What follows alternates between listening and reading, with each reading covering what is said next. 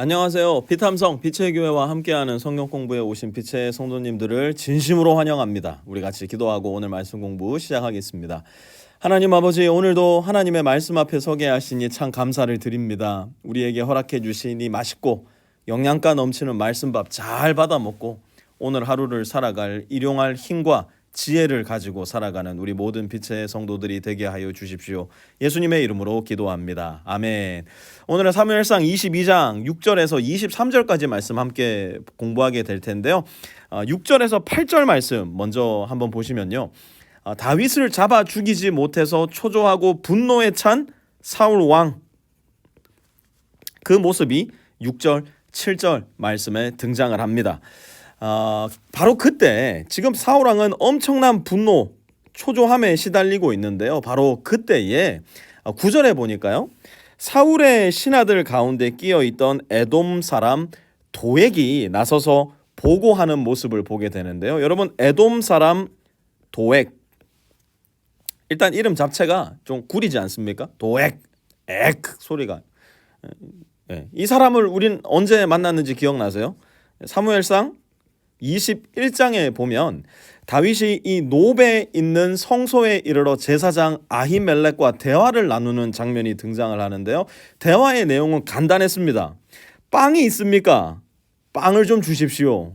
칼이 있습니까? 나에게 그 칼을 주십시오 라고 다윗은 아히멜렉에게 요청을 하고요. 아히멜렉은 다윗의 요청을 들어 다윗에게 빵과 칼을 내어줍니다. 그리고 다윗은 빵을 먹고 배를 채운 채로 칼을 들고 자기를 보호할 수 있게 된 채로 성소를 빠져나가는데요. 바로 그때 성소에는 다윗과 아히멜렉을 제외한 또 다른 한 사람이 있었으니 그가 누군가 하면 바로 도액이라는 사람이었어요.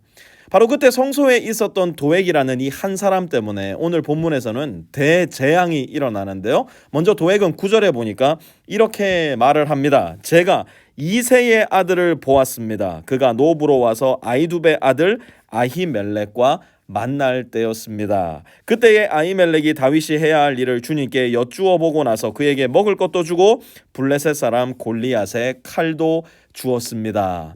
이 이야기를 들은 사울 왕은 아히멜렉뿐만 아니라 노베에 있는 모든 제사장들을 그의 앞으로 불러들여 신문을 시작합니다.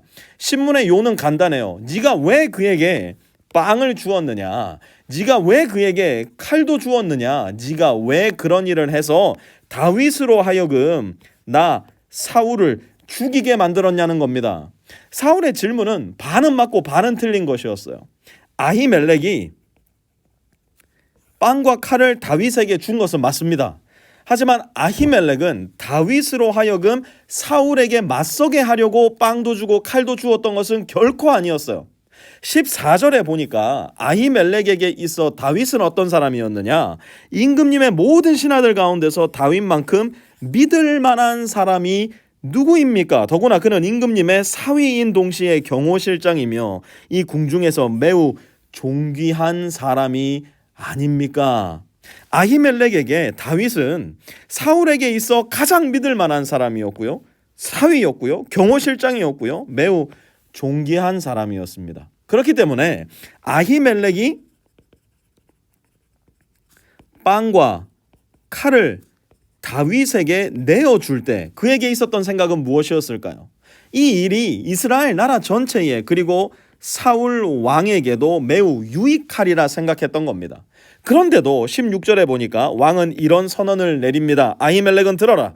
너는 어쨌든 너의 온 지방과 함께 죽어 마땅하다. 사울은 아히멜렉과 노베 모든 제사장 집안에 지금 무엇을 한 겁니까? 사형 선고를 내린 겁니다. 그러나 17절에 보니까요, 왕의 신하들은 손을 들어 주님의 제사장을 살해하기를 어떻게 했다고요? 꺼려합니다. 이게 무슨 말일까요? 사울 왕 한 사람을 제외한 이스라엘의 모든 사람들은 아직까지 정신이 멀쩡했다는 겁니다. 지금 왕 하나만 제정신이 아니었다는 거예요. 거기에 더해서 또 다른 한 사람, 에돔 사람 도액이 제정신이 아니라는 사실이 드러나는데요. 어차피 도액은 이스라엘 사람이 아니었으니까 18절 한번 같이 읽어볼게요. 18절입니다. 그러자 왕이 도액에게 명하였다. 내가 달려들어서 저 제사장들을 죽여라. 그러자 에돔 사람 도액이 서슴없이 달려들어서 그 제사장들을 죽였는데 그가 그날 죽인 사람은 모시의 옷을 입은 제사장만도 85명이나 되었다. 여러분 한번 잘 생각해 보세요. 사무엘상 21장에서 다윗은 어디로 갑니까? 다윗은 노베에 있는 성소를 찾아갑니다. 우리 식대로 말하자면 교회를 찾아갔던 겁니다. 그는 왜 교회를 찾았을까요? 너무 지치고 힘들었었거든요. 너무 배가 고팠었거든요. 어떻게든 자기를 지키고 보호했어야 됐거든요. 그때 생각난 곳이 딱 한 군데 있었는데 거기가 어디였냐면 성소였고 교회였다는 겁니다. 그래서 그는 교회에서 무엇을 얻습니까? 빵을 얻습니다. 또 무엇을 얻었나요? 칼을 얻습니다. 그렇게 그는 줄인 배를 채우고 무장을 해서 교회 밖으로 다시 나갔던 거예요. 그런데 그때 바로 그때에 교회에 또 다른 한 사람이 있었으니 그게 누구였냐면 바로 도액이라는 사람이었어요. 도액은 왜 그때 성소에 있었을까? 정확한 이유는 알 수 없지만 어쨌든 그도 그 당시 성소, 오늘날로 따지면 교회에 있었어요.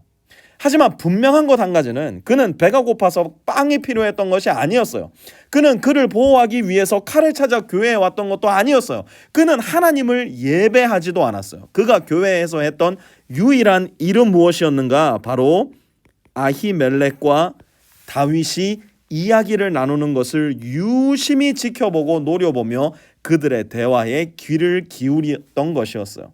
그리고 그가 교회에서 본 것, 들은 것, 느낀 것을 토대로 그는 무려 85명이나 되는 제사장들, 곧 목회자들을 죽였고 더 나아가서 노베 살던 모든 주민을 칼로 쳐 죽였고요. 남자와 여자, 어린이와 젖먹이, 심지어 소떼나 나귀떼나 양떼까지도 가리지 않고 모두 죽이기 시작합니다. 사랑하는 성도 여러분, 적어도 지금 이 비탐성을 듣는 여러분들은 아마 교회에 나름 열심히 오시는 분들일 거예요. 매주 주일을 지키려 애쓰시는 분들, 주님께서 나에게 주신 수입의 일정 부분을 주님께 드리기를 즐거워하시는 분들, 교회에서 주어진 봉사의 기회들을 나름대로 성실하게 감당하려 애쓰시는 분들일 거예요. 그런데 제 질문은 여러분이 교회 안에서 무엇을 하느냐가 아니에요. 저의 관심은 여러분들이 교회 밖에서 어떤 사람들이냐는 겁니다.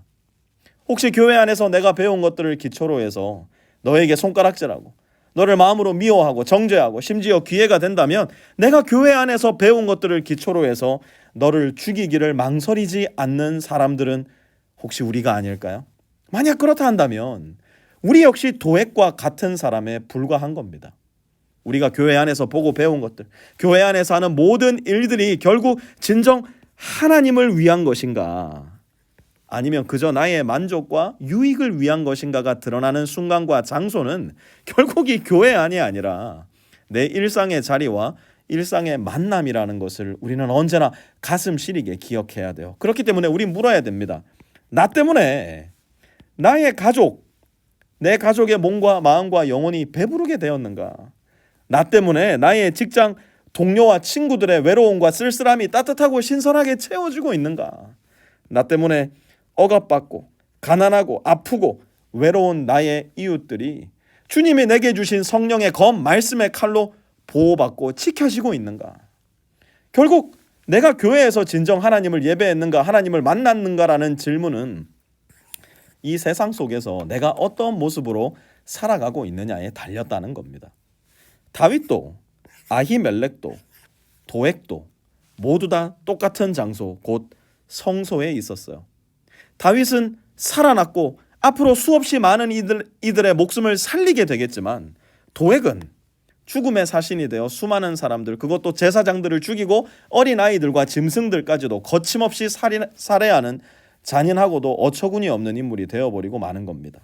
똑같이 교회에 있었는데 교회에 나갔을 때 한 사람은 수많은 사람들을 살렸고 또 한 사람은 교회에서 나갔을 때 수많은 사람들을 죽이는 인물이 된 겁니다. 사랑하는 성도 여러분, 저는 저와 여러분이 교회에 최대한 자주 왔으면 좋겠어요. 주일도 오시고 금요 예배도 오시고 비탐성으로 날마다 우리 교회를 찾으시고 평일 날에도 저를 찾아서도 오시고 교회에 그저 들려보고 싶어서도 오시고 기도하러 싶어서도 오셨으면 좋겠어요. 하지만 교회에 오는 것보다 더 중요한 것은 우리가 내 삶의 일상 속에 사람을 살리고 섬기고 일으키는 교회가 되는 것이에요.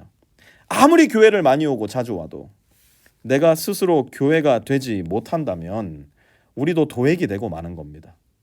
오늘 하루를 살면서도 우리의 주위를 찬찬히 한번 둘러봤으면 좋겠어요. 혹시 배고픈 사람은 없는지, 쓸쓸하고 외로운 사람은 없는지, 아픈 사람은 없는지, 나의 작은 손길이라도 내밀어 줄 사람은 없는지, 그리고 교회가 필요한 사람이 있다면 내가 교회가 되어 주어야 되는 겁니다. 내 스스로가 교회에 다니는 사람만이 되는 것이 아니라 교회가 되어 하나님의 사랑과 은혜와 성김과 긍휼을 온 세상 가운데 펼치며 살아갈 수 있는 저와 여러분 다 되었으면 좋겠습니다.